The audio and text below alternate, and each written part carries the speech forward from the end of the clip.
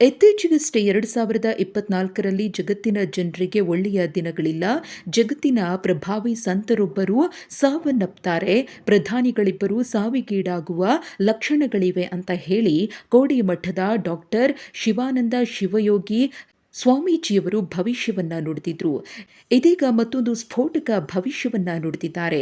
ಕೋಲಾರದ ಮಾಲೂರು ಪಟ್ಟಣದ ಕಾರ್ಯಕ್ರಮವೊಂದರಲ್ಲಿ ಭಾಗಿಯಾಗಿ ಮಾತನಾಡಿದ ಕೋಡಿಮಠದ ಶ್ರೀಗಳು, ಯುಗಾದಿ ನಂತರ ರಾಜ್ಯದಲ್ಲಿ ಒಳ್ಳೆಯ ಬೆಳೆ ಮತ್ತು ಮಳೆಯಾಗುವ ಲಕ್ಷಣಗಳಿವೆ ಎಂದಿದ್ದಾರೆ.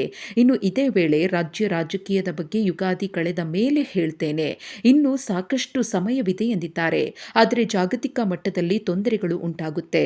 ಬೆಂಕಿ ಅನಾಹುತ, ನೀರಿನ ಹಾವಳಿ, ಯುದ್ಧಗಳು ಸಂಭವಿಸುತ್ತೆ.